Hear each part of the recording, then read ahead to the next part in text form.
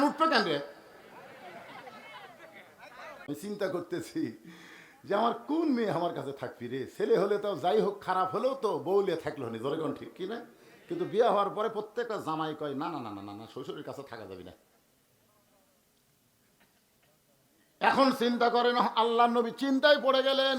এমন সময় আল্লাহ বলে, হাবিব, আপনি হলেন হাবিবুল্লাহ, আপনি যা চাবেন আমি আল্লাহ তাই কবুল করব।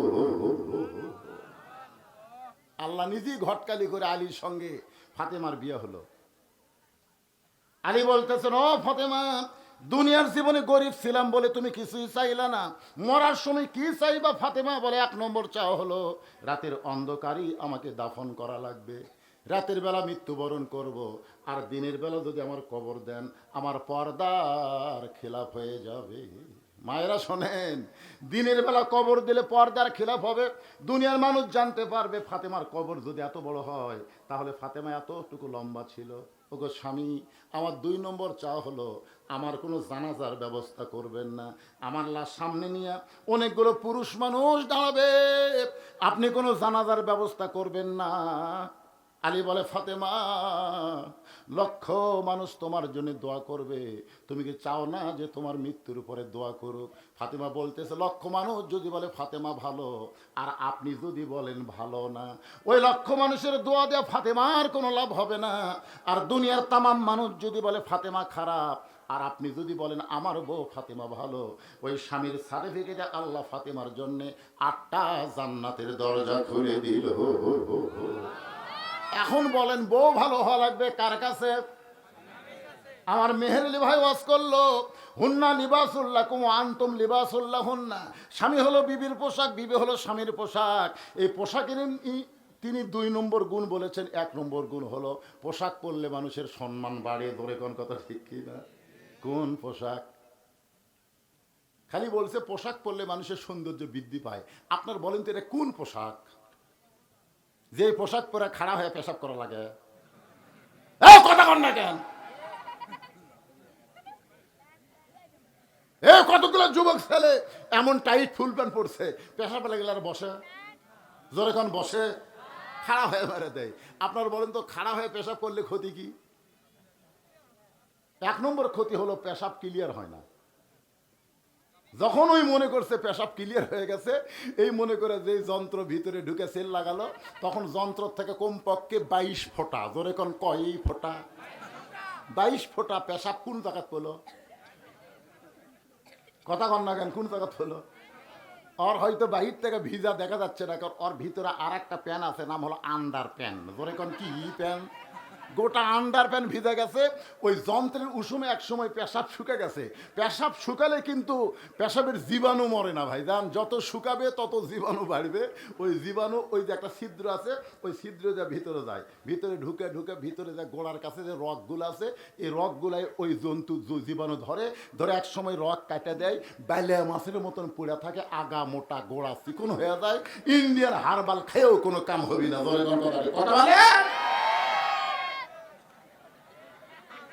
এমন একটা ফুল প্যান্ট পরে যে ফুল প্যান্ট পরলে সামনে টোপলা বোঝা যায়। জোরে কোন কথা কন না কেন? পিছনে কামরাঙ্গার মতো দাগ দেখা যায়। পোশাক পরলেই সম্মান বাড়ে না, অনেক পোশাক পরলে মানুষকে আল্লাহর ফেরেশতারা লাঞ্ছনা দেয়, গঞ্জনা দেয়, অভিশাপ দেয়। লিবাসুত তাকওয়া বলা লাগতো, আমার মেহেরলি ভাইকে বলা লাগতো লিবাসুত তাকওয়া। সব পোশাক না, যে পোশাক পরলে আল্লাহর ভয় অন্তরে আসে, যে পোশাক পরলে মসজিদে ঢোকা যায়, সিনেমা হলে ঢুকতে জনগণ বাধা দেয়।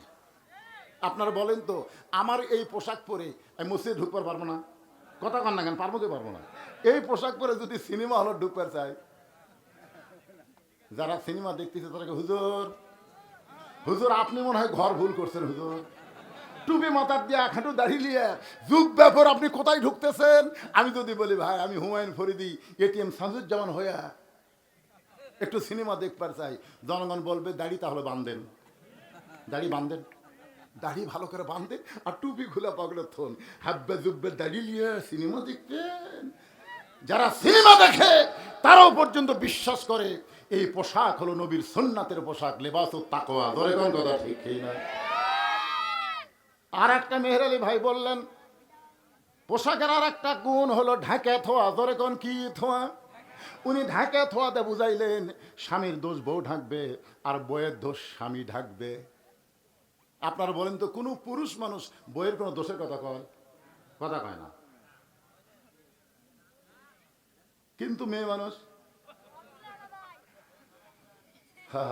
খালি 4টা মেয়ে যে ওয়াজ শুনবে রাখছে, তাই দেখেন খালি ওয়াজ শুনবে রাখছে। ভাবি ভাবি কি খবর? মানে স্বামীর যত দোষ আছে মেয়ে মানুষ একত্র হয়ে সব দোষ প্রকাশ করে দেয়। জোরে কোন কথা ঠিক কিনা? মায়েরা শোনেন, আল্লাহ নবী বলেছেন আল্লাহর পরে কাউকে যদি সেজদা দেওয়ার হুকুম থাকতো তাহলে প্রত্যেকটা বউকে বলতাম স্বামীর পায়ে সেজদা কর। আর রেজালু কাওয়ামুন আলা নিসা। ভাগ্য খারাপ, অনেক বছর ধরে আমরা মরদ মানুষের শাসন পাইনি। জোরে কোন ঠিক কিনা? কথা কন না। ভাগ্য খারাপ, আগামীতে আর মেয়ে মানুষের শাসন চলবি না। কারণ বেগম খালেদা জিয়া অসুস্থ, দুর্বল, প্রধানমন্ত্রী হওয়ার কোনো চান্স। আর বিএনপি যদি ফেল করে ভাই তাহলে টুপিওয়ালার বাংলাদেশ।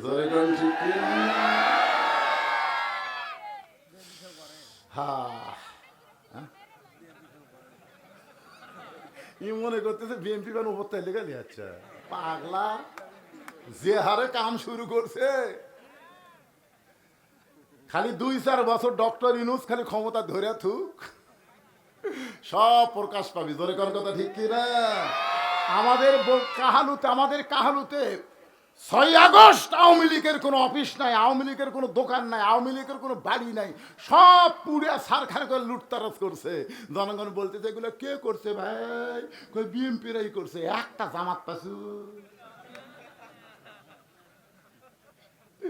যদি আল্লাহ চায় সব দেখা শেষ, আগামীতে দেখবো আমরা আল্লাহর কোরআনে।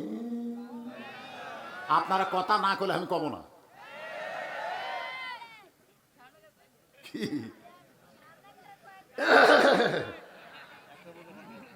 তারিখ পরিবর্তন হয়ে গেছে রে। আমি কেউ আর শেষ করতেছি,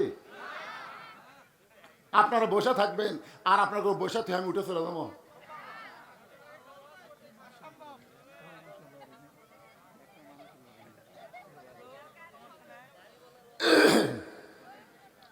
না না, যদি আল্লাহ দেয় কি খারাপ খারাপ করছেন? কারণ আমরা লাঙ্গল দিয়ে হাল চাষ করছি। জোরে কোন কথা ঠিক কি না? হাল চাষ করে ধান লাগাছি ভাই, নৌকাত করে ধান নদীর ওই পারে নিয়ে গেছি, কিন্তু এখন দাঁড়িয়ে পড়লাতে মাপা লাগবি রে। তাছাড়া মাপবেন কি দিয়ে রে বাবা?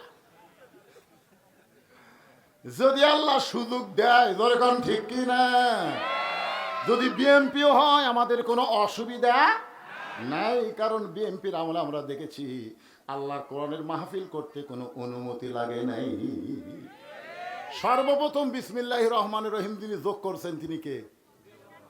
সর্বময় ক্ষমতার মালিক কে? আল্লাহ। শহীদ প্রেসিডেন্ট জিয়াউর রহমানের অবদান, অসুবিধা নেই। আমরা জামাত বিএনপি ভাই ভাই। জোরেখান কথা ঠিক কিনা? মাঝে মধ্যে একটু লাত্তি দিবার চাই, অসুবিধা নেই।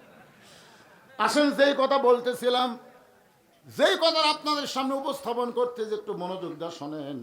আমার 3 নম্বর চা হলো, ফাতেমা বলতেছে আমার 3 নম্বর চা হলো আমার লাশটা খাটনিতে তুলবেন না, কারণ 4 জন ব্যক্তি খাটনি কান্দে নিবে এমন 4 জন মানুষ আমার দুনিয়াতে নাই। এই পিছনে ওঠা বসা শুরু হলো কেন? না আপনারা যদি ওঠা বসা করেন আমি মনোজাত করবো।